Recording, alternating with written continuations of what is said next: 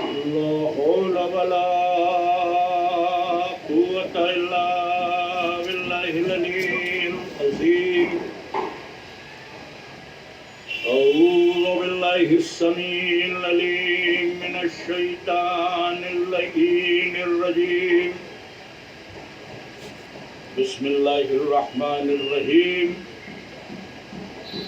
الحمد لله رب العالمين والصلاة والسلام على أشرف الأنبياء والمرسلين سيدنا ونبينا وشفيعنا ومولانا ومقتدعنا بالقاسم محمد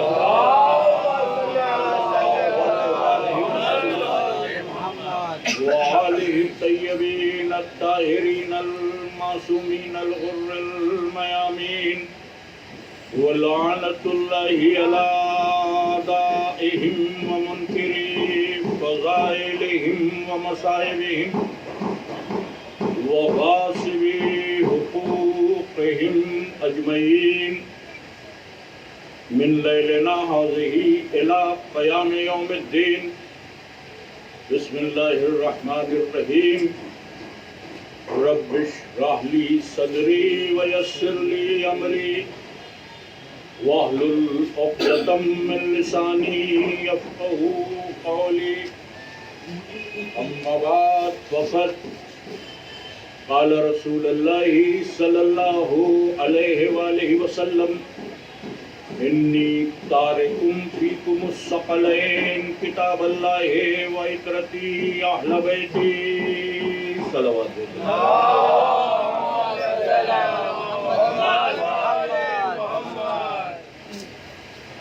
برادران ایمانی، حدیث ثقلین کے حوالے سے جس گفتگو کا آغاز 11ویں سفر سے ہوا،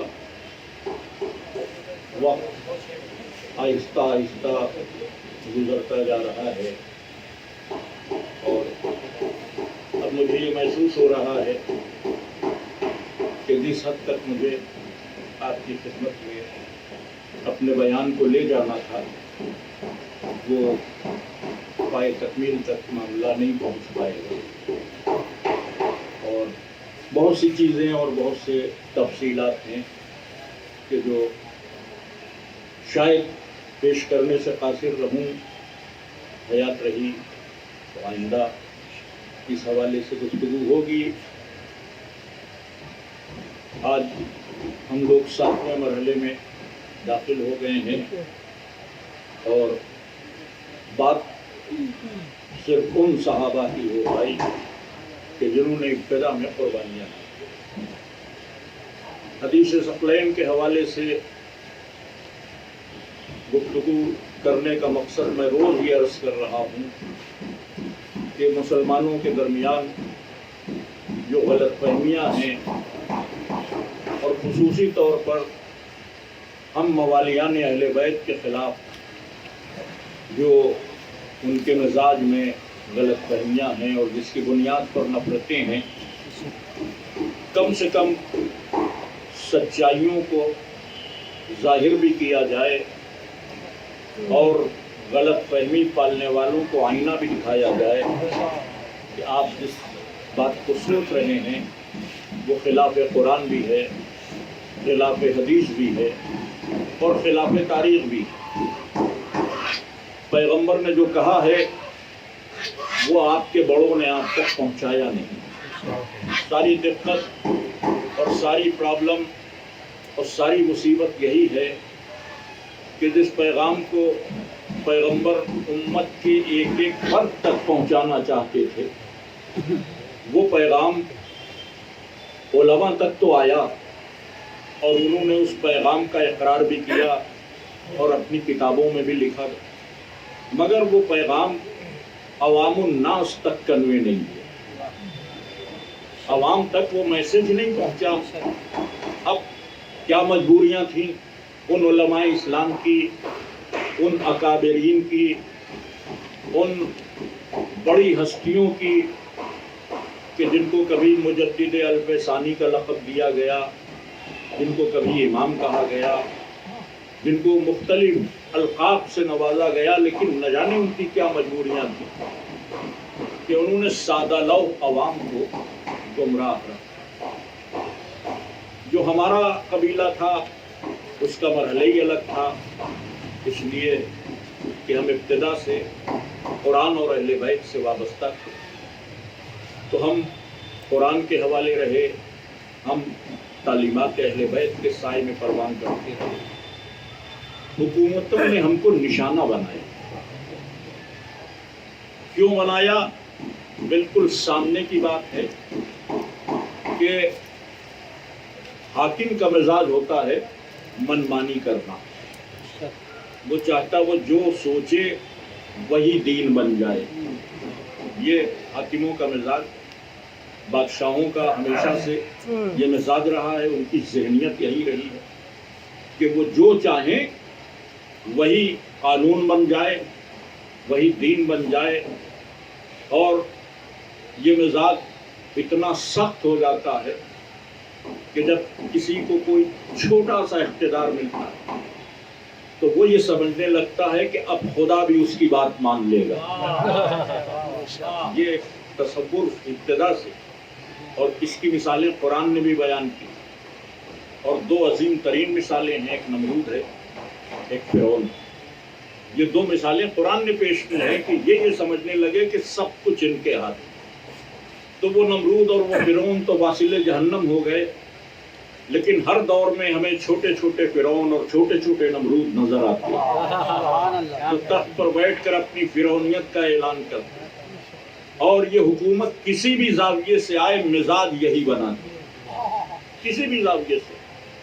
اس موجودہ عہد میں کچھ ممالک ہیں کہ جہاں بادشاہی ہے، لیکن میجارٹی ایسے ملکوں کی ہے کہ جہاں ڈیموکریسی، اور ڈیموکریسی کے لیے جس کو آپ پرجاتنتر کہتے ہیں، جمہوریت کہتے ہیں، خود آپ کا ملک ایک بہت بڑا نام رکھتا ہے، لیکن اقتدار اعلیٰ پر بیٹھے ہوئے لوگوں کو یہاں بھی ہم نے دیکھا کہ وہ یہی چاہتے ہیں کہ جو وہ کہہ دیں وہ قانون بن جائے۔ اس کا مطلب یہ کہ یہ انسان کی فطرت ہے کہ جب چھوٹا سا کوئی منصب مل جائے تو وہ یہ چاہتا ہے کہ جو وہ کہہ دے وہ قانون ہو جائے، اس کی بات سے کوئی انکار نہ کرے، اس کی بات سے کوئی ڈینائی نہ کرے، کوئی اس کے سامنے کوئی رائے نہ پیش کرے۔ اب غور فرمائیں، یہ مزاج۔ تو جب اسلام جو نظام ہدایت تھا نظام حکومت میں ڈھل گیا تو وہاں جو لوگ تخت پہ بیٹھے ان کا بھی مزاج یہی بن گیا کہ جو وہ کہیں وہ قانون بن جائے۔ ان کو کسی سے خطرہ نہیں تھا، وہ جو چاہیں گے منوا لیں گے۔ ان کے مد مقابل صرف اہل بیت تھے کہ جو ان کی لاقانونیت کو قانون نہیں بننے دے رہے، تو ان کے اگینسٹ ان کا سلسلہ رہا، اور پھر انہوں نے علماء کی خدمات حاصل کی، علماء کو خریدا، اور اس خرید و فروخت میں یہ کوشش کی گئی کہ عوام تک اہل بیت کا میسج نہ پہنچے۔ لیکن خدا کا شکر ہے کہ ہمارے پاس ورث ازا ایک ایسا سلسلہ ہے کہ یہ عوام تک تعلیمات اہل بیت پہنچانے کا سب سے بڑا وسیلہ۔ اس میں اقتدار کی بو باس نہیں۔ اس ورث ازا کی تہذیب یہی ہے کہ جو آتا ہے وہ خاکسار بن کر آتا ہے۔ اس ورث ازا کی تہذیب یہی ہے کہ جو آتا ہے وہ خاکسار بن کے آتا ہے۔ اور میں کہ اکثر آپ دیکھتے ہیں ہمارے شمیم بھائی نے سوچانی کی، لوگوں نے بہت اچھا سوچ کہ میں کیا میرے مولا نے پڑھوا دیا۔ ابھی کل یا پرسوں کوئی انجمن ماتم کر رہی تھی تو لوگوں نے ماشاءاللہ بچوں بہت عمدہ ماتم کیا۔ ادھر سے کیا جواب آیا، ہم کیا کر رہے ہیں، یہ تو مولا کر رہا ہے۔ اب یہاں جو اقتدار اعلیٰ بظاہر سمجھا جاتا ہے وہ اقتدار نہیں ہے، وہ ہے کرسی جس پہ ذاکر بیٹھا۔ ذاکر نے اچھی مجلس کی، مجھ سے یا کسی بھی ذاکر سے ان کا کیا کہنا، کیا مجلس پڑھتی، ہم نے کہا بی بی پڑھوا رہی۔ تو یہ جو رجحان ہے اس ورث ازا کا، یہ ہمیں خاکسار رہنے دیتا، اور یہ خاکساری اتنی بلند ہوتی ہے کہ پھر آخرت میں انہی کا اقتدار ہے جو جہاں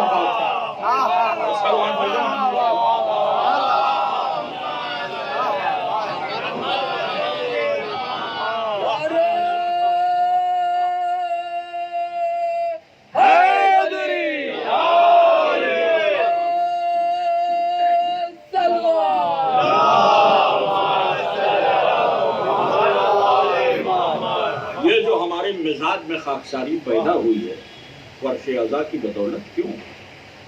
صرف رسول کے اس حکم کو مان لینے کی وجہ سے کہ تمہارے پاس دو ہی راستے ہیں، ایک کا نام ہے قرآن اور دوسرے کا اہل بیت، اور ان دونوں راستوں سے، ان دونوں وسیلوں سے تمہیں وابستہ رہے، اس لیے کہ اہل بیت نے کبھی غرور کا درس ہی نہیں دیا۔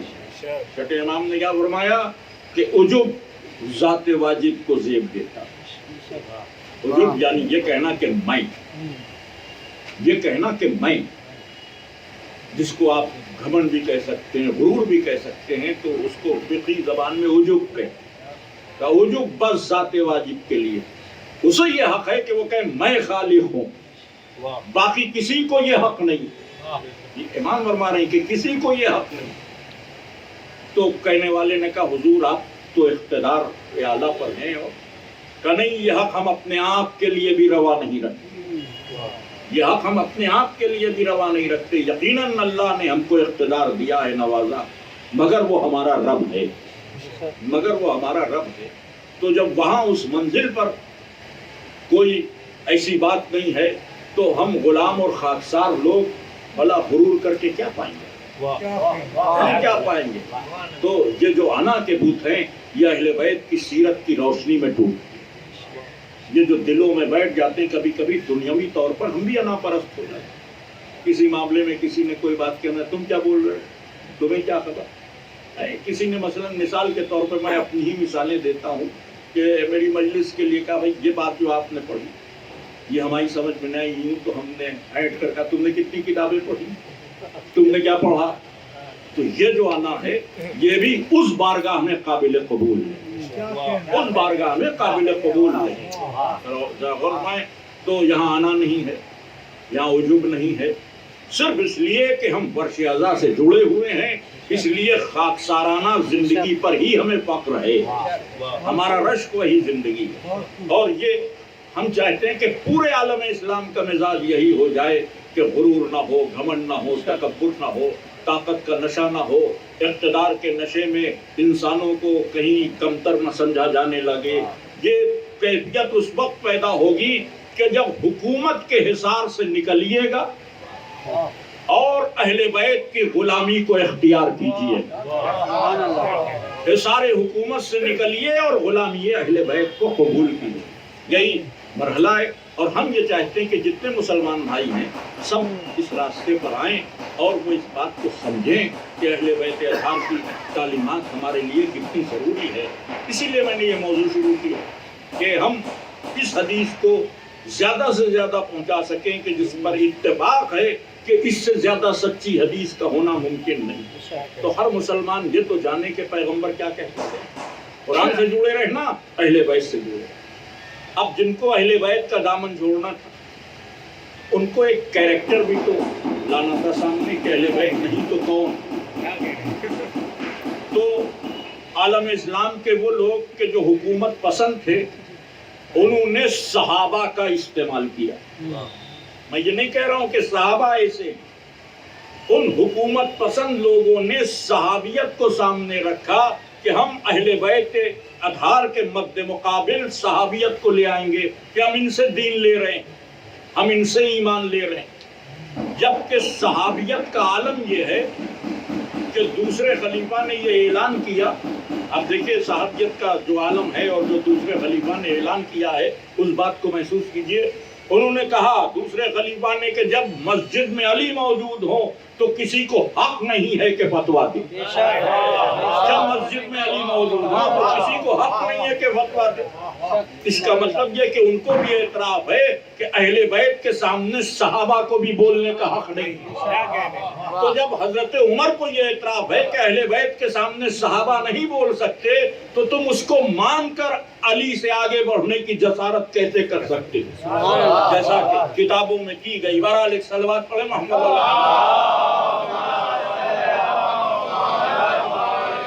تو اسی لیے میں نے چاہا کہ صحابہ کے بھی کچھ حالات حاضر کیے جائیں تاکہ یہ جو بلیم ہے کہ ہم صحابہ کو نہیں مانتے ہیں، یہ بلیم ہمارے اوپر ہے، الزام۔ اور میں نے کہا کہ ہم ہی صحابہ کو مانتے ہیں، ہمارے علاوہ کوئی نہیں مانتا. اس لیے کہ جب صحابیت کا پرچم اٹھایا جاتا ہے، ہم کو چھوڑ کر جب لوگ اٹھاتے ہیں ہمارے اگینسٹ، عزاداری کے اگینسٹ، جو ہندوستان اور بر صغیر کا مزاج ہے، میں یہاں کی بات کر رہا ہوں، وہ یہ کہ عزاداری کے مقابلے میں، اہل بیت کے مقابلے میں جب لوگ آتے ہیں تو صحابیت کا پرچم بلند کرتے ہیں. ہم توہین صحابہ نہیں ہونے دیں گے، ہم صحابہ کی عظمت کے لیے جان دے دیں گے، ہم تحفظ ناموس صحابہ کے لیے اپنی جانوں کو قربان کر دیں گے. اس قسم کے بینر بھی لگتے ہیں، پمفلٹ بھی لگتے ہیں، آوازیں بھی دی جاتی ہیں، اور عام مسلمانوں کو ان میں شامل کیا جاتا ہے. صحابہ کا نام لے کر عام مسلمانوں کو شامل کیا جاتا ہے.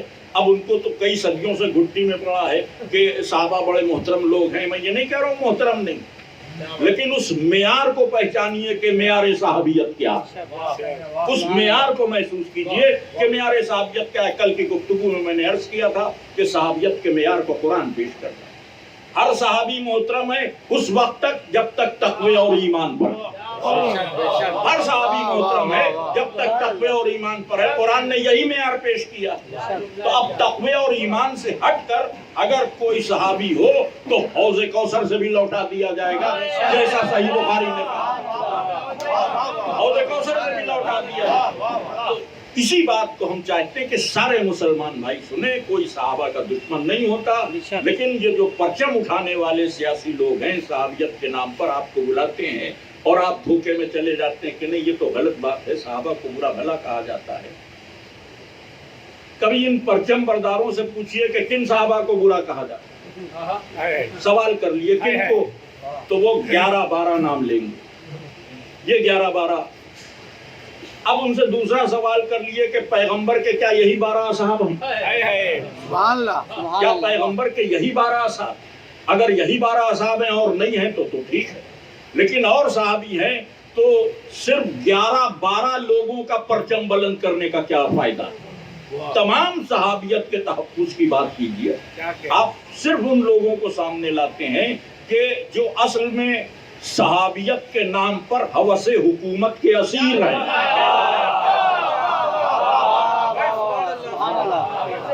اس بات کو ذرا سا محسوس کیجیے. حضرت گرامی، تو اسی حوالے سے میں نے کل آپ کی خدمت میں عرض کیا کہ احد میں کتنے صحابہ تھے جنہوں نے جانوں کا نذرانہ دیا. آج گفتگو آگے بڑھتی. 3 ہجری احد کا معرکہ ہے. اسی 3 ہجری میں ایک دردناک واقعہ صحابیت کے ساتھ گزرا جس کو تاریخ المیہ رجی کے نام سے جانا. بزرگ جانتے ہیں جنہوں نے علم حاصل کیا، لیکن بچے شاید اس واقعات سے واقف نہ ہوں، اس لیے میں اس کو عرض کر رہا ہوں کہ المیہ رجی، یہ المیہ رجی ایک ٹھکانے کا نام ہے. کچھ لوگ حضور کی خدمت میں آئے، اسلام قبول کیا تو ہم مسلمان ہو گئے. ہماری پوری بستی مسلمان. ہم وہ لوگ ہیں کہ جو آپ کی زیارت کے لیے آئے. اب یہ جو مسلمان ہو کر زیارت کے لیے آئے یہ کون ہیں؟ یہ صحابی. وہ صحابی کے لیے انہوں نے کہا ہماری بستی میں علم دین کے لیے آپ کچھ لوگوں کو بھیج دیجیے. ہماری بستی میں علم دین کے لیے کچھ لوگوں کو بھیج. انہوں نے اصرار کیا تو رسول اللہ نے 7 یا 10 لوگوں کو بھیجا کہ جو جا کر ان کو دین سکھائیں، قرآن سکھائیں. ظاہر ہے رسول نے جن کو منتخب کیا تو وہ رسول کے تربیت یافتہ ہوں گے.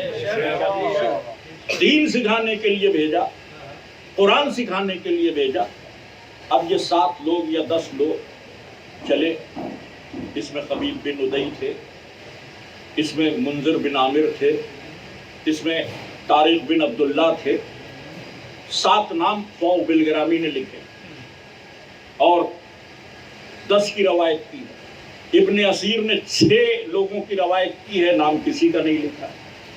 پھر اس جملے کو میں دہراؤں گا کہ جب صحابیت کا تذکرہ ہم کرتے تو تمہارے مورخ نام نہیں لکھتے ہیں، ہمارے کیا فضائل بیان.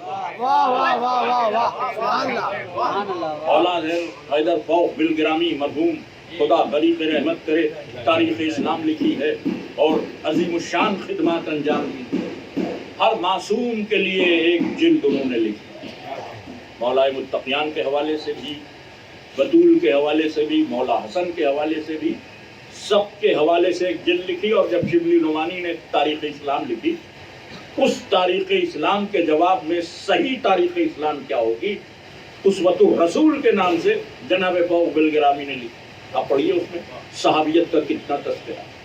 ابن اسیر نے کہا 6 صحابی گئے تھے، فوق بالگرامی نے کہا کہ 10 گئے تھے، 7 کے نام دے دیے کہ یہ 7 لوگ تھے جو گئے، اور یہ 7 لوگ منذر بن سعد کی سربراہی میں گئے تھے، یہ لوگ گئے تھے، اور نعمان بن ثابت بعضوں نے لکھا ہے ان کی سربراہی میں گئے تھے، یہ 7 لوگ گئے۔ تو جب مقام رجی پر پہنچے تو وہ جو مسلمان بن کر آئے تھے انہوں نے قبیلہ حزیل، کافروں کا ایک قبیلہ، ان کو خبر دے دی کہ ہم گھیر کر کچھ مسلمانوں کو لائیں۔ اچھا، اور بھائی تو قبیلہ حزیل سے 200 لوگ آئے ان کو اریسٹ کرنے کے لیے، 200 لوگ آئے۔ تو جب 200 لوگ آئے تو منذر بن صاحب نے کہا کہ ہمارے ساتھ دھوکہ ہوا، ہمارے میزبان نے دھوکہ دیا، تو ہم تلواریں نکال کر ان پر اٹیک کرتے، اور انہوں نے تلواریں نکال لی۔ تو جب آئے انہوں نے دیکھا کہ تلواریں، یہ وہ لوگ تھے کہ جو احد میں پٹے ہوئے۔ اب جو مسلمانوں کے ہاتھ میں تلوار دیکھی رسول کے صحابہ کے ہاتھ میں، تو انہوں نے کہا بھائی ہم لڑنے نہیں آئے، ہم صرف یہ چاہتے ہیں کہ ہم تم کو پناہ دے رہے ہیں، تم کو ہم مکے لے جا کر بیچ دیں گے، تم ہماری امان میں آ جاؤ۔ تو ان صحابہ نے کہا کہ ہم خدا کی امان میں رہتے ہیں اور کافروں کی امان لے کر اپنے ایمان پر داغ نہیں لگاتے۔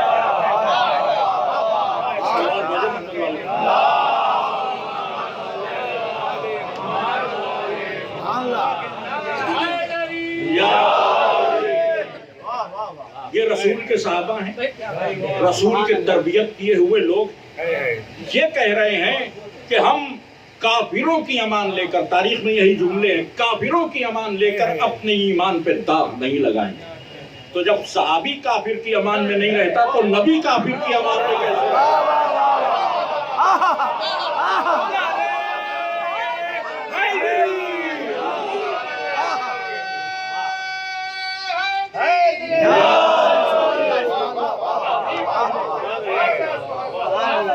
تو انہوں نے کہا کہ ہم امان میں نہیں رہیں گے۔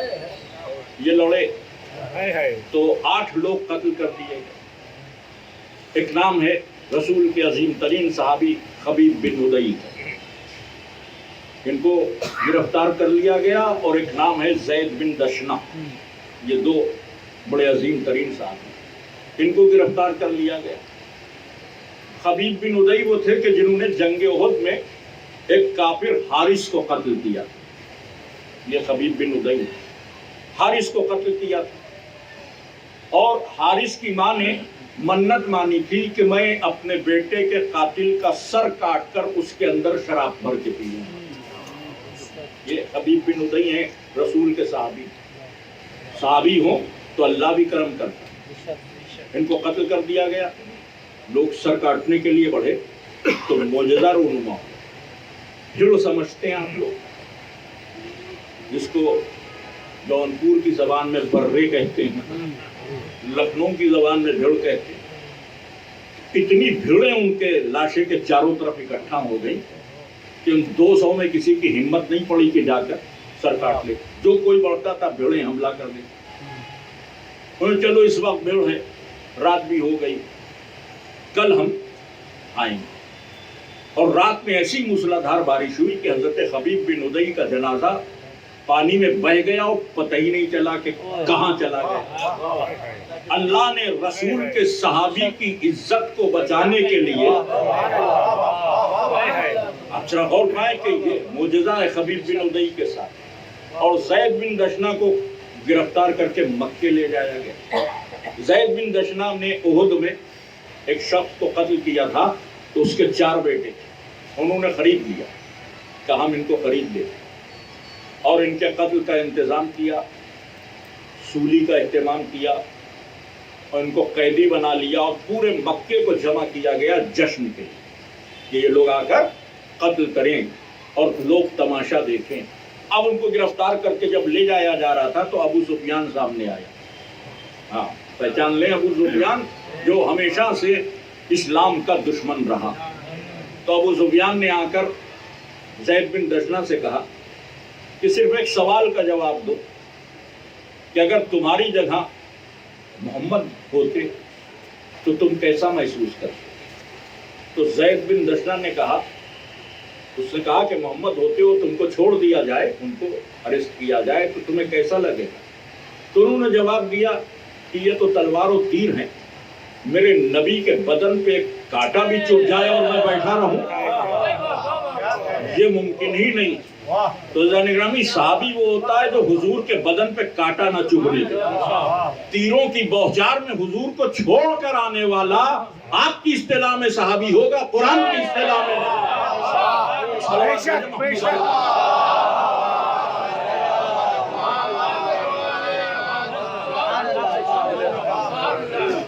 اور چوتھی ہجری میں پھر ایسا ہی واقعہ ہوا.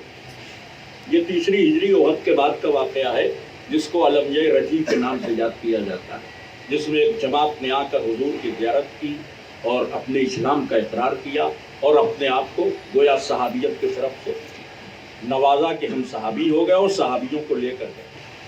اب میرا مسلمانوں سے سوال ہے کہ جو لے کر جا رہا ہے وہ بھی صحابی، جو لوگ جا رہے ہیں وہ بھی صحابی. اب یہ صحابی جو لے کر جا رہا ہے یہ غدار نکلا، اس نے نبی کے صحابہ کا قتل کر دیا. اب اگر سب صحابہ عادل ہوتے ہیں تو یہ جو لے گئے ہیں کیا ان غداروں کو بھی رضی اللہ کہا جائے گا؟ ایک صلوات بھیجیں محمد والے.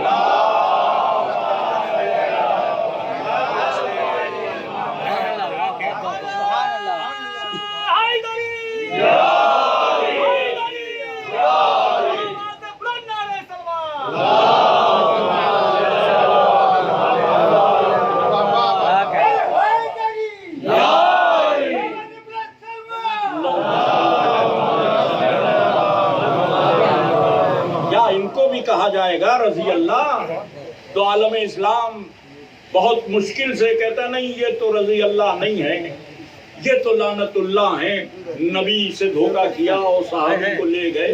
تو اس کا مطلب یہ کہ صحابہ کی جماعت میں رضی اللہ الگ ہوتے ہیں، لعنت اللہ الگ ہوتے ہیں. وہ طبقے پائے جاتے ہیں آپ کی تسلیم کرنے کی یہ لعنت اللہ ہیں جو رجی کے حادثے کے ذمہ دار ہیں اسی جماعت کے لوگ ہیں، یہ بھی صحابی ہیں، جو قتل ہو گئے وہ بھی صحابی ہیں.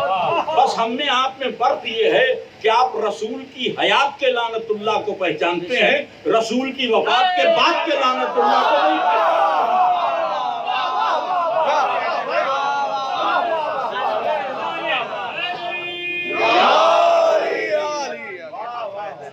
گزارش یہ ہے تمام مسلمان بھائیوں سے کہ جو بعد میں لعنت اللہ ہو گئے ان کو پہچانیے.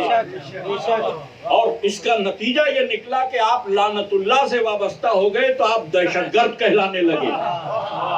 اگر آپ نے صاحبان لعنت کو لعنت کے حصار میں رکھا ہوتا اور جو رضی اللہ تھے ان کو رضی اللہ مانا ہوتا تو آپ دہشت گرد نہ بنتے کبھی. یہ تجزیہ ہے. تو بہرحال یہ رجی کا واقعہ ہوا اور اسی کے بعد ایک واقعہ بیر معونہ کا ہے. بر العلم کی جنگ سنی آپ نے؟ تو یہ بر کنویں کو کہتے ہیں. اس میں ایک جماعت آئی اور آنے کے بعد اس نے کہا کہ ہم آپ کے لیے تحفہ لائیں. آنے والے کا نام تاریخ نے برا بن عازب لکھا. یہ مدینے کا نہیں، ایک برا بن عازب انصار میں بھی گزرے ہیں، یہ وہ نہیں، یہ دوسرا برا بن عازب ہے. تو رسول اللہ نے کہا کہ ہم تمہارا تحفہ اسی وقت قبول کریں گے کہ جب تم اسلام قبول کرو. تو اس نے کہا نہیں، اسلام قابل قدر تو ہے مگر میں ابھی نہیں قبول کر سکتا، اور میری بستی کے لوگ ہیں وہ بھی مسلمان ہونا چاہتے ہیں، آپ کی تعلیمات اتنی بہتر ہیں، آپ ہمارے ساتھ اگر ہماری بستی تک چلیں تو پوری بستی اور پورا قبیلہ مسلمان ہے. حضور نے کہا نہیں میں تو نہیں جا سکتا. کہا صحابہ کو بھیج دے. کہا نہیں مجھے دھوکہ ہو جائے گا. تو اس نے کہا پورے عرب سے گواہی لے لے کہ جب کوئی برا بن عازب کی امان میں ہوتا ہے تو پھر اس کو امان ملتی، دھوکہ نہیں ہوتا. اور یہ فیکٹ تھا. تو اس سے پہلے اس کا نام کس حوالے سے بہتر وہ لے کر گیا. تو یہاں پر بعض روایات میں کہ 40 صحابہ گئے، پوری بستی کو مسلمان بھی کرنا تھا اور دین بھی سکھانا تھا.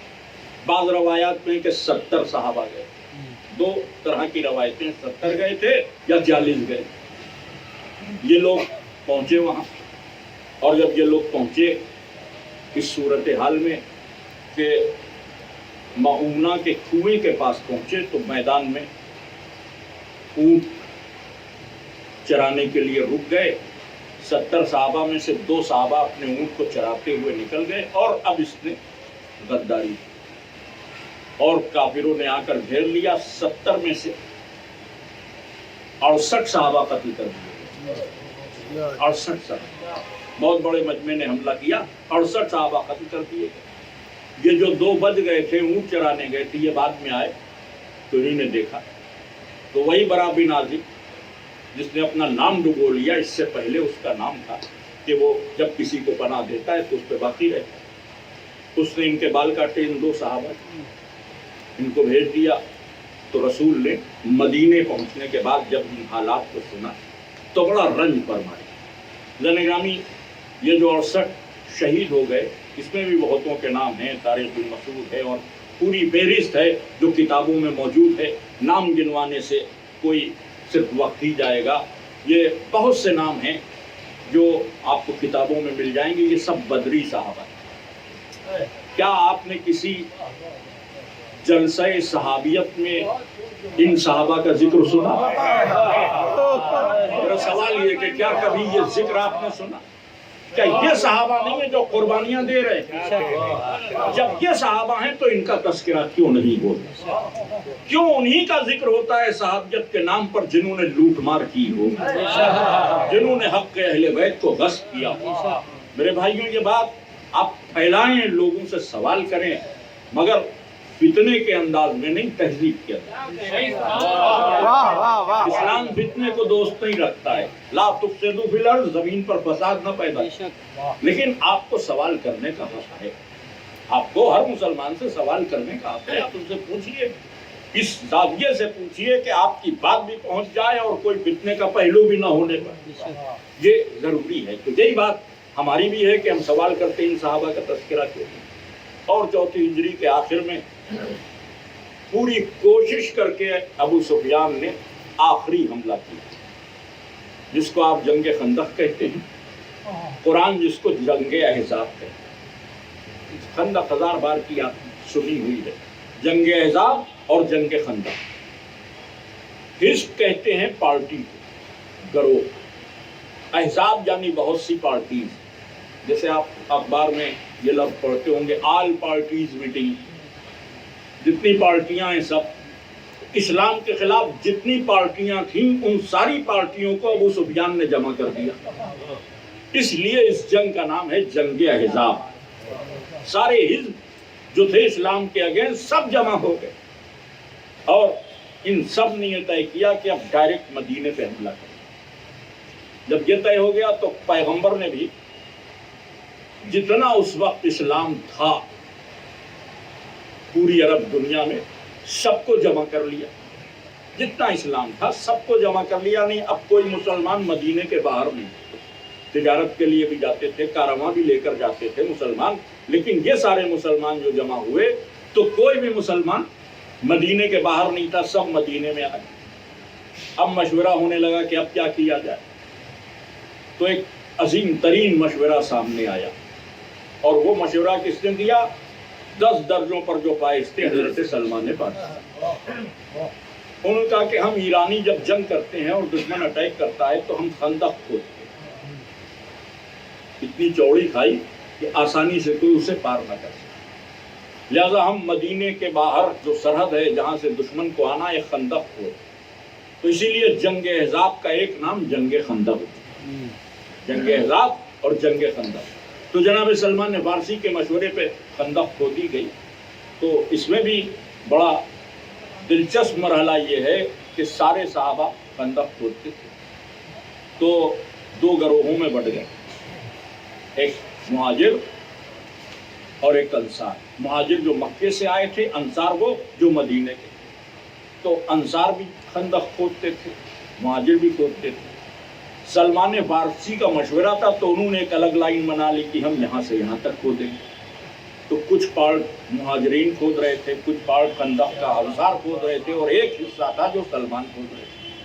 دن بھر ہو گیا تو شام کو رسول نے کام کا معائنہ کیا تو نظر یہ آیا کہ مہاجرین نے جتنی خندق کھودی تھی، انصار نے جتنی خندق کھودی تھی، اس سے زیادہ اکیلے سلمان نے کھودی تھی. اس سے زیادہ اکیلے جناب سلمان فارسی نے خندق کھودی تھی.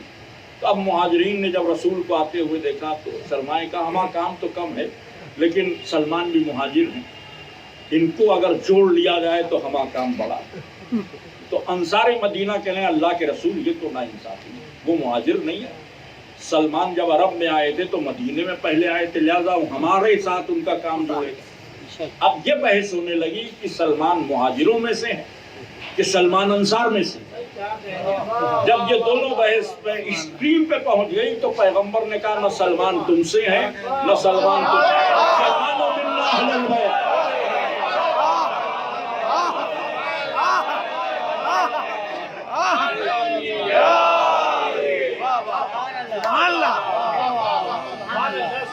واہ واہ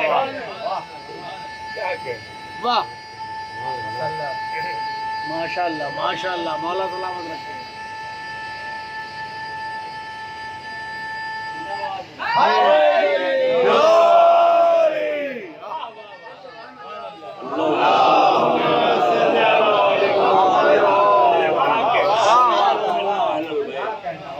سلمان ہم اہل بیت. اور پھر ایک شخص آیا نعیم ابن مسعود، یہ صحابی رسول. خندق میں جب ابو سفیان کا لشکر آ گیا، سارے حزب یعنی احزاب جمع ہو گئے، تو یہ آیا. اس نے ابھی تک اپنے اسلام کا اظہار نہیں کیا. اس نے آ کر کہا کہ میرے دل میں تو اسلام ہے، میں اپنے قبیلے کے ڈر سے کبھی اس کا میں نے اظہار نہیں کیا، مگر آج سخت وقت ہے مسلمانوں پر تو میں اپنے اسلام کا اظہار کروں. رسول اللہ نے کہا ہم تمہاری دلی کیفیت کو سمجھ گئے، لیکن ابھی اظہار نہ کرو. اس موقع پہ تم کیا مدد کر سکتے ہو یہ بتاؤ. کیونکہ سارے گروہ جمع تھے اور یہ چاہتے تھے کہ مسلمان کے ایک ایک فرد ختم کرو. تو رسول اللہ نے کہا تم ایک کام کر سکتے ہو، کیونکہ تم مسلمان ابھی تک ظاہر نہیں ہوئے، تم ادھر چلے جاؤ اور وہ جو گروہ ہیں ان کی خبر دو. تو اس نے کہا کہ اللہ کے رسول میں ایک کام کر سکتا ہوں. کہا کیا؟ کہا میں ادھر جا کر ان کو آپس میں لڑا سکتا ہوں. تو رسول اللہ نے اسے پرمیشن دے دی. تو ہمیں کیا سبق سمجھ میں آیا؟ ایمان والوں کو متحد رہنا چاہیے، مخالفین کو لڑنا چاہیے. یہ جملہ آپ سب لوگوں کے لیے ہے. کم سے کم جو ہمارا گروہ ہے اس کو متحد رہنا چاہیے، جبکہ متحد رہنے کی وجوہ ہیں ہمارے بنیادیں. ہو سکتا ہے ہمارا آپ کا کوئی ذاتی اختلاف ہو، کوئی نظریہ آپ کا ہم سے ٹکرا جائے، ہمارا آپ سے ٹکرا جائے، کسی مسئلے میں ہم کچھ سمجھتے ہوں ہم کچھ سمجھتے ہیں، لیکن یہ جتنے بیٹھے ایک بنیاد تو کنفرم ہے کہ یہ رسول اللہ کے بعد خلیفۃ بلا فصل کے قائم ہیں. کیا اس کنفرم بنیاد پر مل کر نہیں رہ سکتے؟ برے حالات ہیں ہمارے بھی. میں کہتا تو نہیں ہوں مگر کہنا پڑتا ہے کہ ہمارے یہاں عجیب و غریب کہتے ہیں. وہ غالی ہے وہ مقصر ہے. مطلب ایک عجب مرحلہ ان کا. وہ غلو کرتے ہیں، ہاں وہ تقصیر کرتے ہیں، وہ مقصر. ہم مقصر سے نہیں ملیں گے. ان کا ہم غالیوں کو تو پسند ہی نہیں کرتے، مولا کے جھوٹے فضائل بیان کرتے. ان کا وہ تو مولا کے فضائل کو گھٹاتے ہیں، کم کرتے ہیں. سوال صرف اتنا سا ہے کہ کوئی غالی ہے اگر مقصر ہے، اگر غلطی پر ہے تو وہ اپنی غلطی کو یہاں بھی بھگتے گا وہاں بھی بھگتے گا. کسی کی غلطی کو بنیاد بنا کر قوم میں انتشار نہ پیدا ہو.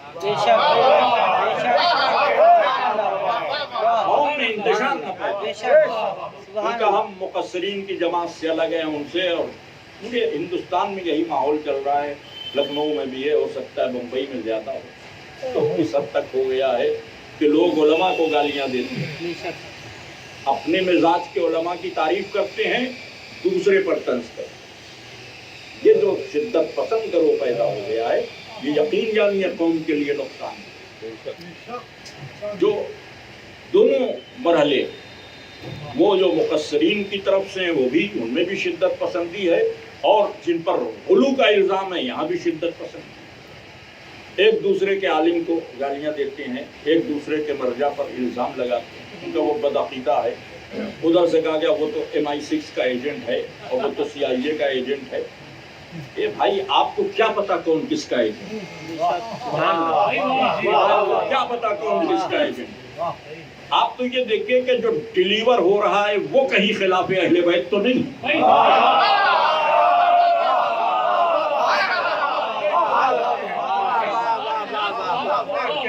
डिलीवर हो रहा है अगर वो अहले बैत के फेवर में है तो कबूल कर लीजिए, खिलाफ अहले बैत के तो रद्द कर दिए, लड़िए ना। लड़ेंगे तो पार्टी भी बनेगी, गिरोह भी बनेंगे, वो उनको उनका हम उनकी मजलिस नहीं सुनते, उनका हम इनकी नहीं, फिर इदारे शामिल होंगे कि हम इनको नहीं पढ़वाना चाहते, हम उनको नहीं पढ़वाना चाहते। असल में होती हैं ज़ाती दुश्मनियाँ जो मजहब और मजलिस में निकाली जाती हैं।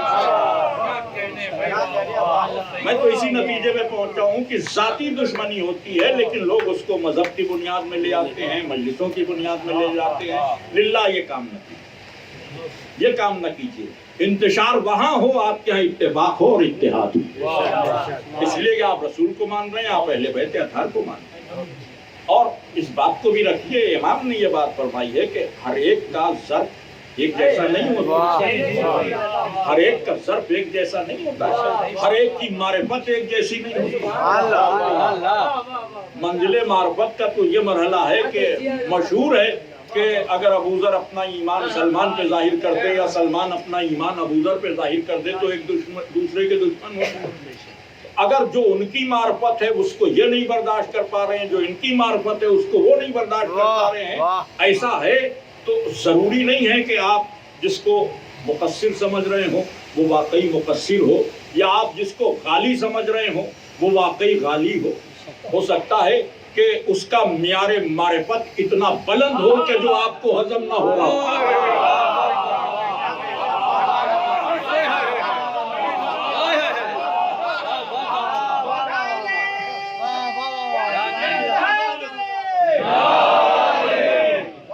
तो इस बात को फसाद का इशू न बनाइए, झगड़े का इशू न बनाइए, इसको लड़ाई का इशू न बनाइए, किसी को मुक़स्सिर कहकर जलील न कीजिए, किसी को गाली कहकर उस पर तोहमतें न लगाइए, इल्ज़ाम न लगाइए।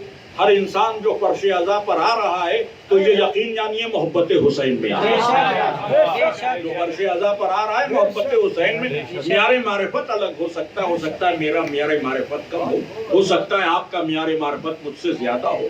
तो मैं अपनी ही हैसियत भर तो इमाम हुसैन का तज़किरा करूँगा।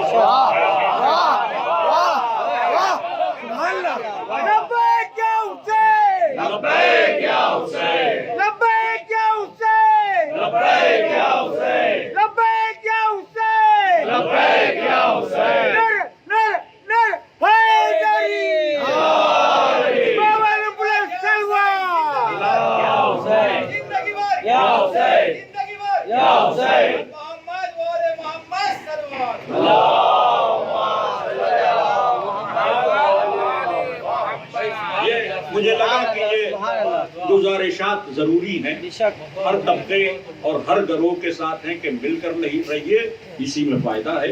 एक दूसरे पे तंज न कसिए, इल्जाम न कसिए। कोई अगर आपसे कम मारिफत रखता है तो आप जबरदस्ती उसको ज्यादा मारिफत नहीं दे सकते। और मैं कि जो जिसकी ज़ियानत है, जो जिसका ज़र्फ है, वो उतने ही का मुज़ाहिरा करता है, उससे ज्यादा का मुज़ाहिरा हो ही नहीं सकता। अब हम अकीदे में तने तने हैं कि ये बात नहीं मानता है, हो सकता है उसके ज़र्फ में वो बात ही ना समा पाए जो आप मनवाना चाहते हैं। जो जितना मानता है, हाँ, बुनियादी अकीदों पे समझौता। अगर कोई अली वलीउल्लाह के खिलाफ हो जाए कि कहे अली चौके खलीफा हैं, तो अब उससे कोई समझौता नहीं। कोई करबला के खिलाफ हो जाए तो अब उससे कोई समझौता नहीं है। लेकिन अगर करबला के हामी है और अपने ऐलान कर रहा है कि हम मौलाए मुत्तकियान को रसूल अल्लाह के बाद बिला फस्ल खलीफा मानते हैं, कदीर का मौला मानते हैं, तो अब उस पर कोई ऐसा रकीक इल्जाम न लगाएं कि उसका दिल दुखने लगे या वो कुछ रिएक्शन करने लगे। बुनियादी अकायद की अगर तर्जुमानी कर रहा है तो ये जरूर है कि हो सकता है उसकी मारिफत ज्यादा हो सकता है उसकी मारिफत कम हो। और इसी बात को इमाम ने कहा कि जो हमारी मारिफत है क्या तुम्हारी भी है। सवाल करने वाले ने जब यही गाली और मुक़स्सिर के मौजू पे सवाल किया तो कहा जो हमारी मारिफत है क्या वो भी तुम्हारी मारिफत है? तो उसने कहा नहीं वो तो नहीं। तो क्या तुम्हारी मार्फत कम है उस बुनियाद पर हम तुमको जलील करने लगे? उन्होंने कहा अगर कोई मार्फत में तुमसे कम है तो कोशिश करो कि बढ़ जाए, जितना ज़र्फ है उतनी बढ़ जाएगी, लेकिन फितना ना पैदा करो, फसाद ना पैदा करो। कम से कम मवालियान अहले बैत को एक प्लेटफॉर्म पर रहना चाहिए। अगर अहले गदीर एक प्लेटफॉर्म पर रहे तो अहले सकीफा आपसे नजर भी नहीं मिला।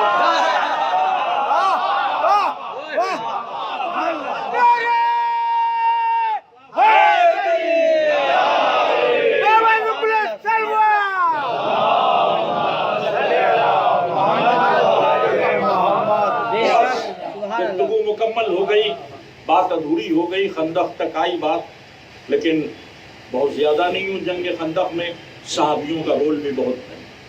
3 असहाब के नाम तारीख में हैं कि जिनका रोल, एक ये नईम बिन मसूद हैं, एक अबू असलम अशहली हैं और एक सहाबी और हैं। एक सहाबी वो हैं कि जिन्होंने खुद खंदक खुदने के बाद खंदक को पार किया, सिर्फ इसलिए कि अगर जंग हो और कोई सूरत हाल उधर से इधर आ जाए या हमें उनका पीछा करना हो तो हम इधर से उधर चले जाएं। और ये जो अबू असलम अशहली हैं, इनकी ड्यूटी ये थी कि ये 200 मुसलमानों के साथ सिर्फ मदीने में थोड़ी थोड़ी देर पर नारे तकबीर बुलंद कर रसूल अल्लाह के नारे लगाते रहो। पूछा क्यों? का इसलिए कि जो लोग मदीने में हैं उनका दिल तवाना रहे।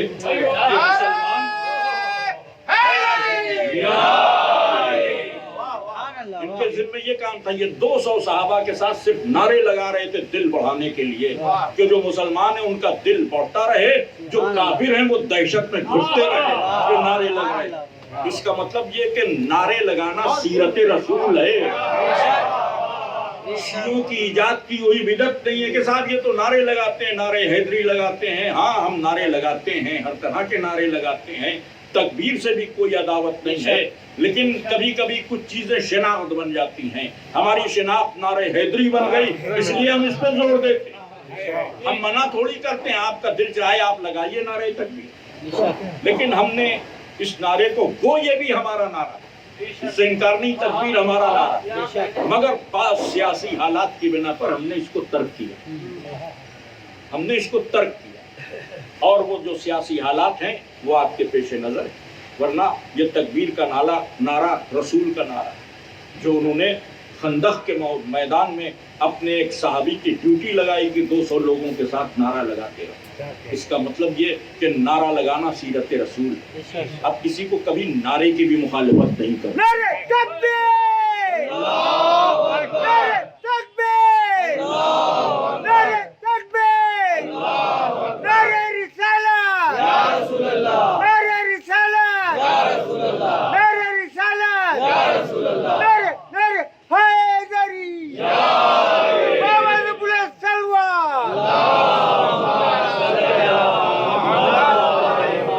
ये जितने नारे हैं तकबीर से लेकर नारे हैदरी तक सब आपको सीरत अहले बैत के अंदर। तकबीर की शुरुआत जंग खंदक में है बतौर नारा, और नारे हैदरी आपको करबला में नजर आएगा, करबला में नजर आएगा। तकबीर उधर लग रही थी, बार बार लग रही थी, उधर तकबीर लग रही थी। हम तकबीर से दूर इसलिए हो गए कि सच्चे नारे का बहुत गलत इस्तेमाल, बहुत गलत इस्तेमाल। अल्लामा मजलिसी ने लिखा, अल्लामा मजलिसी की मैं इबारत आपको उर्दू में सुना दूं कि अल्लामा मजलिसी ने लिखा कि हुसैन इब्न अली का सर काट के शिमर ने नारे तकबीर ये अल्लामा मजलिसी ने तकबीर बुलंद की और उसके बाद उन्होंने एक जुमला लिखा कि असल में ये तकबीर का कत्ल किया। अल्लामा मजलिसी क्या कह रहे हैं कि ये तकबीर का कत्ल किया। तो चूंकि इस नारे को आपने अडॉप्ट किया और अहले बैत के खिलाफ अडॉप्ट किया, तो हमने नारे हैदरी शुरू कर दिया। इसलिए कि अल्लाह का नाम लो या अली का नाम लो, उसने अपना नाम भी अली रखा।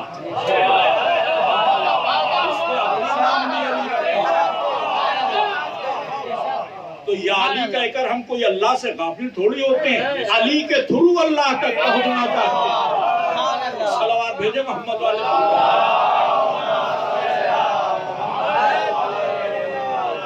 अजब मजाक है इस्लाम की तकदीर के साथ, अजब मजाक है इस्लाम की तकदीर के साथ। काटा इमाम का सर नारे तकबीर के साथ। तो नारा नारा नारा नारा हैदरी, जमाल मोहम्मद कमाल अली, आवाज़ बुलंद सलवात।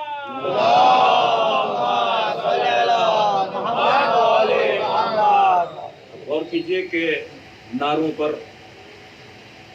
दूसरी मुहर्रम के इमाम हुसैन अलैहिस्सलाम करबला बरात से खैमे हटा लिए गए और बीबी ज़ैनब ने गाजी के जलाल को रोक लिया। फिर बीच सहरा में चटियल मैदान में छोटे छोटे बच्चों के साथ खैमे लग गए। जब ये खैमे लग गए तो होता ये था कि हमारे जो शिया उलमा हैं, मैं अहले सुन्नत उलमा की बात नहीं कर रहा हूँ, उन्होंने तफसील लिखी कि कौन कब आया और कैसे आया। दोपहर को दूसरी मुहर्रम को पहुंचे और फिर यजीद की फौजें आ गई। 2000 का हुर का रिसाला था, 5000 का एक लश्कर आ गया और खैमे हट गए। तीसरी मुहर्रम की सुबह को 10,000 के रिसाले के साथ उमर साद आ गया। दोपहर को शबस इब्न रबई आ गया 20,000 सिपाहियों के साथ। फिर शाम होते होते सनान इब्न अनस या पूली 10,000 लोगों को लेकर आ गया। अब उधर से लश्कर आ रहे हैं। तो जब लश्कर आता था तो फौजे यजीद नारे तकबीर बुलंद। तीसरी मुहर्रम का यह सिलसिला रहा। चौथी मुहर्रम का सवेरा था, एक लश्कर आया। अबू मखनफ ने लिखा कि ऐसी तेज आवाज हुई, घोड़े के टापों की धमक हुई कि खेमों के इर्द गिर्द जो बच्चे थे दौड़कर अपनी माओ की गोद में आ गए। ऐसी धमक, हथियारों की झनकार, जमीन करबला लरज रही थी, ऐसा लश्कर आया, बच्चे माओ की गोद में। बाद रावियों ने लिखा कि इस धमक के साथ कुछ ऐसे सानेहात रूनुमा हुए, उम्मे रबाब का दूध खुश्क हो गया। अली असगर पर जो भूख का गलबा है वो चौथी मुहर्रम से हुसैन का ये बेशूर प्यासा। बीबी ज़ैनब ने फिज़ा से कहा कि पता करो ये किसका लश्कर। फिज़ा ने कुछ देर बाद आकर खबर दी कि ये लश्कर शिम्र बिन ज़िलजौशन का। करबला में शिम्र की आमद 2 बार, चौथी मुहर्रम को आया, एक लश्कर के साथ चला गया। फिर 7वीं मुहर्रम को इब्न ज़ियाद का खत लेकर चला। तो शिम्र का नाम सुना तो न जाने क्यों बीबी रोने लगी। अली की बेटी रो रही। जाहिर है कि जब ज़ैनब रो रही हो तो सैदानियां घेर कर बैठ गई। बिनते अली क्यों रो रही? बिनते अली रोने की वजह बताइए। बीबी रो रही थी, रोने की वजह पूछी जा रही थी। रोते रोते बीबी ने एक जुमला कहा, कोई मेरे माजाए को बुलाते, कोई मेरे भाई को बुलाते। दौड़ती हुई गई, जाकर कहा आका हुसैन की खिदमत में कि आपकी हमशीर रो रही है और कह रही है मेरे भाई को बुला दो। हुसैन भी आए, बहुत चाहते हैं अपनी बहन जनाब ज़ैनब। हुसैन भी आए। ज़ैनब ने जैसे ही हुसैन को देखा तो रवायत कहती कि अपनी जगह से उठी और अब भाई के सीने पे सर रख के रोने लगी। आप सुनते रहते हैं मसाइब, ज़ैनब रो रही हैं, हुसैन ज़ैनब के सर पे हाथ फेर रहे हैं। होना क्या चाहिए? होना ये चाहिए, आप बस तसव्वुर करें तो शायद कुछ दर्द महसूस हो सके कि हमारी छोटी बहन अगर हमारे सीने पे सर रख के रोए, आपकी छोटी बहन आपके सीने पे सर रख के रोए, तो आप आंसू पोंछेंगे, चुप हो जाओ मेरी बहन, मेरे होते हुए रोने की क्या जरूरत है, क्या बात है, हमें बताओ। लेकिन यहाँ मख्तल के फिक्रे कि ज़ैनब रो रही हैं, हुसैन हाथ फेर रहे हैं सर पर, कह रहे हैं रो ले मेरी ज़ैनब रो ले मेरी ज़ैनब रो ले। हुसैन को मालूम है कि हमशीर को बादे असर रोने भी नहीं दिया जाएगा। बोला चाहते कि ज़ैनब जिंदगी में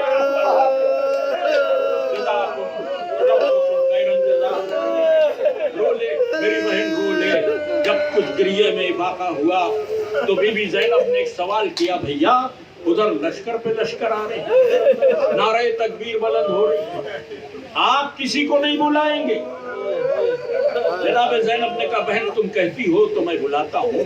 और ये कहकर अपने बचपन के दोस्त हबीब इब्न मज़ाहिर, जब हबीब इब्न मज़ाहिर को खत लिखा गया, जब हबीब इब्न मज़ाहिर को खत लिखा गया तो खत जो शुरू हुआ वो यहाँ से मर्द फकी हबीब के नाम, ये हबीब की अज़मत है। आखिरी फिक्रा बहुत तड़पाएगा जहाँ हुसैन ने लिखा कि हुसैन बेवतन की तरह। सबको देखकर हबीब रो दिए। बस मुझे तफसील नहीं अर्ज करना। हबीब को 7वीं मुहर्रम को ये खत मिला और फिर हबीब की मुलाकात हुई मुस्लिम इब्न औसजा से। दोनों ने तय किया कि करबला जाएंगे। मुस्लिम इब्न औसजा अपनी बीवी और बच्चे को लेकर करबला गए। हबीब इब्न मज़ाहिर अपने गुलाम के साथ करबला पहुंचे। हबीब उस वक्त करबला पहुंचे जब फौज तरतीब दी जा रही थी। मैमने पर ज़ोहिर खैन रहेंगे, कल्ब लश्कर पर अब्बास रहेंगे। पूछने वाले ने कहा मैसरे पर का उम्मीदवार आना ही चाहता है। इतने में घोड़े के टापू की आवाज आई। हुसैन ने कहा, अली अकबर मेरे बचपन का दोस्त आ रहा है, इस्तेमाल करो। अब जो हबीब आए तो हुसैन की फौज कितनी थी? 72। लेकिन 72 लोगों ने फलक शगाफ नारा लगाया, नारा तकबीर। ये नारा जो खैमे तक पहुंचा तो अली की बेटी बेचैन होकर उठी हुई था, शायद मेरे भाई का कोई जानेसार आ गया, पता लगाओ कौन आया। का बचपन के दोस्त हबीब आए। जैसे हबीब आए हैं शुक्र का सजदा किया, परवरदिगार तूने मेरे भाई के एक नासिर को भेज दिया। जाओ हबीब को सलाम करो। सुल्तान ने आकर आवाज दी, ये हुसैन के बचपन के दोस्त हबीब अली की बेटी ज़ैनब ने आपको सलाम कहा है। हबीब ने रुखसार पे तमाचे मारे, अरे ये गुलाम इस लायक हो गए। बस तमाम हबीब की जानिसारी जो करबला में है वो किताबों में है। हबीब शहीद हो गए, हुसैन पर जान दी, लेकिन सैदानियों ने हबीब को फरामोश न किया। आज भी जब ज़ियारत को जाएं तो पहले इज़्न दुखूल हबीब से लेना पड़ता है। आज भी बचपन का दोस्त हुसैन का पासबान बना हुआ है। अली की बेटियों ने हबीब को किस किस तरह याद किया, बहुत से मरहले हैं। बस आखिरी मरहला और मजलिस तमाम हो रही है। बस 2 या 3 मिनट की ज़हमत। करबला में सब शहीद हो गए, बीवियां कैदी बना ली गई। कैदियों को जिंदान शाम तक ले जाया गया। शाम के जिंदान में नबी की इतरत है, नौहो फुका है, आहोजारी है, यजीद की ज़ौजा हिंद है, जिसे मालूम नहीं है कि शाम के कैदी कौन है। उसने एक दिन कोशिश की कि इन कैदियों से मुलाकात की जाए, तो अपनी बेटी को लेकर आई जिसका नाम तारीख में रमला है। कैदखाने शाम में हिंद अपनी बेटी के साथ दाखिल हुई। हिंद बीवियों की तरफ चली गई। रमला 6-7 बरस की लड़की है, उसने इधर देखा उधर देखा, उसे बीवी सकीना दिखाई। उस यतीमा के पास आ गई। बीबी तुम कौन हो? अना सकीना बिन्तुल हुसैन।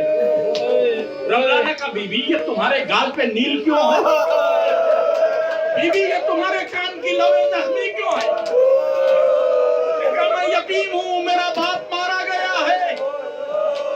यतीमों के साथ यही सलूक होता है। अब इसने अपना तारुफ कराया कि मैं यजीद की बेटी हूँ। कोई तमन्ना, कोई ख्वाहिश। तब बीबी सकीना की तमन्ना क्या क्या मोहब्बत है हुसैन से। फरमाया कि अगर कुछ कर सकती हो तो तुम्हारे बाप के पास मेरे बाबा हुसैन का कटा हुआ सर लाकर कुछ देर को मुझे दे दो ताकि मैं अपने बाबा की जियारत करके तस्कीन करूं। रमला उठी और सर के निगहबानों के पास गई। मुझे हुसैन का सर चाहिए। निगहबानों ने कहा वो सर किसी को नहीं दिया जा सकता, यजीद ने सख्ती की है। तो रमला ने कहा कि अगर मुझे सर नहीं मिला तो तुम लोग अपने मनसब पे बाकी नहीं रहोगे। मजबूरन एक गुलाम को बुलाया गया, एक सर हवाले किया गया, सर खान में रखा गया, खान पोश से ढका गया। रमला लेकर जिंदाने शाम में आई। बीबी सकीना के सामने गुलाम ने सर रख दिया। बीबी ने आवाज दी फूफी अम्मा देखिए बाबा का सर आया है। सैदानियां दौड़ कर आ गई, चारों तरफ बैठ गए। एक मुद्दत के बाद हुसैन के सर की जियारत करना है। खान पोश हटाया गया। बीबी ज़ैनब ने कहा बेटी तेरे बाबा का सर नहीं है, ये सर तेरे बाबा के फिदाई हबीब इब्न मज़ाहिब का है। सलाम अली की बेटियों पर रवायत में के जिंदान में बीच में हबीब का सर रखा गया। अली की बेटियों ने सीना पीट कर हबीब का मुर्दा दिया। ए हबीब अली की बेटी ज़ैनब ने आपके लिए मातमजनी की। वो सर चला गया। बस इस रवायत का एक टुकड़ा और मजलिस तमाम। पूरी रवायत पढ़ने की सकत नहीं है, एक टुकड़ा और मजलिस तमाम। रमला सर लेकर आई और सरों के निगहबान से कहा कि ये किसका सर दे दिया? उसने कहा मैं हुसैन का सर पहचानता नहीं हूँ। एक संदूक में एक सर बड़े एहतिमाम से रखा है, वो मैं दे रहा हूँ, शायद वो हुसैन का सर हो। वो सर निकाला गया, खान में रखा गया, खान पोश से ढका गया, सर को जिंदाने शाम में लाया गया। बीबी सकीना ने सामने सर आ गया। बीबी सकीना ने बीबी ज़ैनब को बुलाया, फूफी अम्मा देखिए बाबा का सर है। अब जो खानपोश उल्टा, कभी सर को देखा, कभी बाजुओं को देखा, कभी सर को देखा, कभी बाजुओं को देखा। तड़प कर कहा, अब्बास, बहन के बाजुओं का सर